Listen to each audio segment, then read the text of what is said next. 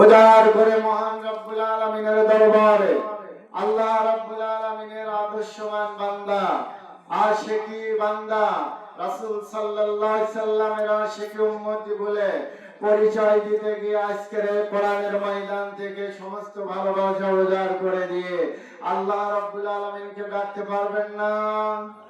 আওয়াজ তুলে বলেন পারবেন না? সকলে জোরে সোরে বলেন লিল্লাহি তাকবীর, লিল্লাহি তাকবীর। কোরআন সুন্নাহর আলো, কোরআন সুন্নাহ যেখানে, হক সিলসিলা যেখানে, ওলি আল্লাহ যেখানে, কোরআন সুন্নাহ নাই যেখানে, লিল্লাহি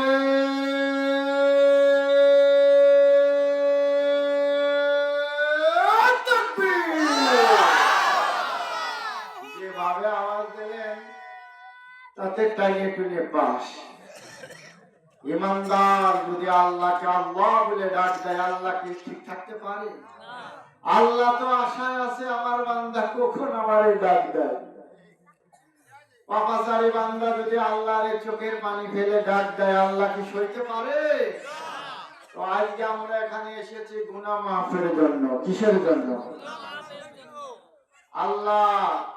আল্লাহ রাসূলের ভালোবাসা দিয়ে আপনজন যারা কবরে আশেপাশে বৃহত্তর গোরস্থান, তাদের জীবনের গুনাহ মাফ করাইয়া আল্লাহর জান্নাত দিবার জন্য। বলেন ঠিক না বেঠিক?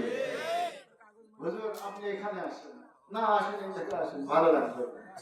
তো সবাই মহব্বতে আমরা বসেছি কোরআনের ময়দানে। এই মাহফিল সবার ভাগ্য কি জুটবে? জোরে বলেন জুটবে?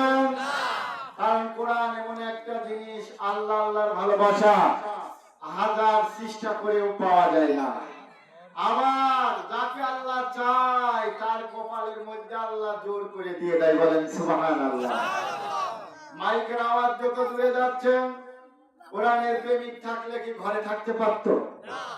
এটা কি কারোর দলীয় প্রোগ্রাম? আল্লাহ রাসূলের প্রোগ্রাম। আল্লাহ চিনানো, রাসূল চিনানো। কালকে রাতে আসছে শবে মিরাজের রজনী।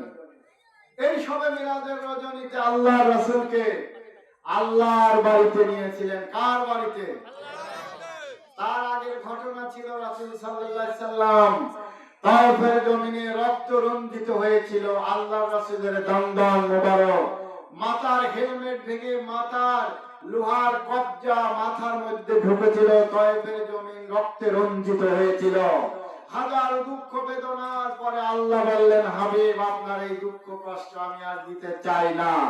আপনি আসুন আমার বাড়িতে, আমার সাথে মোলাকাত করে যান, আমার সাথে দিদার করে যান, সাক্ষাৎ করে যান, পরে আপনি নতুন করে আবার দিনের দাওয়াত শুরু করেন। ধরে বলেন সুবহানাল্লাহ।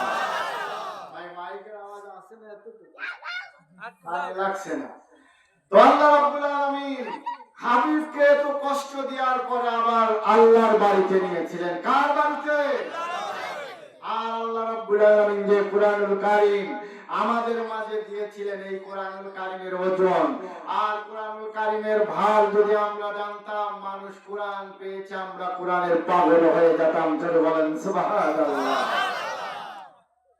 আল্লাহ রাব্বুল আলামিন মহাবিশ্বের মহাবিশ্বয় কুরআনুল কারীম আল্লাহ তামাম পৃথিবীর মধ্যে কয়েকটা জায়গায় উপরে দিতে চেয়েছিলেন, নাজিল করতে চেয়েছিলেন, কিন্তু এর ভার কেউ সহ্য করতে পারবে না। পাহাড়কে আল্লাহ রাব্বুল আলামিন ডাক দিয়ে বললেন, পাহাড় আমার কুরআনুল কারীম তোমার উপরে দিতে চায়। ও পাহাড়, তুমি কি আমার কুরআনের ভার মর্যাদা তুমি কি নিতে পারবা? কুরআন আল্লাহ রাব্বুল আলামিনের কাছে বলল, আল্লাহ মাপ চাই, দোয়া চাই, আমি নিতে পারবো না। যে কুরআনুল কারীম পাহাড় পর্যন্ত সিলিন্ডার করলেন, আল্লাহ রাসূলুল্লাহর কলবের মধ্যে 22,000 বার জিবরাইল আমিনের আগমনে 114টি সূরা 30টি পারায় বিভক্ত করে 6666 খানা আয়াতে কারিমা রাসূলুল্লাহর কলবের উপরে আল্লাহ দিয়েছিলেন। বলেন সুবহানাল্লাহ। আওয়াজ করে বলুন আল্লাহু আকবার। তাহলে রাসূলুল্লাহর কলবের দাম কত, পাওয়ার কত।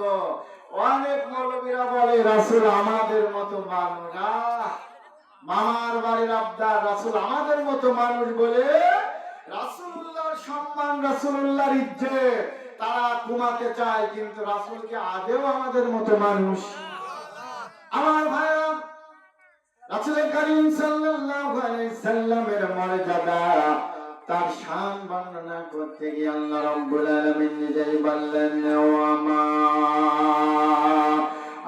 আরসালনাকা ইল্লা রাহমাতাল লিল আলামিন।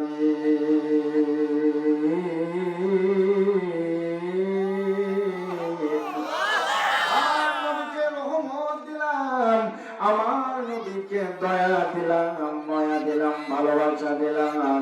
দয়ার নবী, মায়ার নবী যদি না হইতো, আমার নবী আমার কথা মানুষের কাছে প্রচার করতে পারতো না। আমার ভাইরা বন্ধুরা, বিশ্ব নবী রহমাতাল লিল আলামিন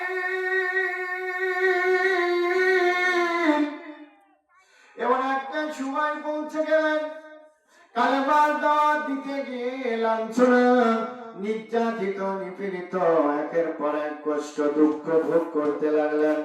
রাসূলুল্লাহ এমন পর্যায়ে পৌঁছে গেলেন, জিবরিল আমিন এসে বলে, ইয়া রাসূলুল্লাহ, ইয়া হাবিবাল্লাহ, আপনি বলেন, আপনি বলেন, এই তয়েফের জমিনকে উল্টায়া ধ্বংস করে দিই গজব দিয়ে। আল্লাহর নবী আমার এত দয়া, এত মায়া,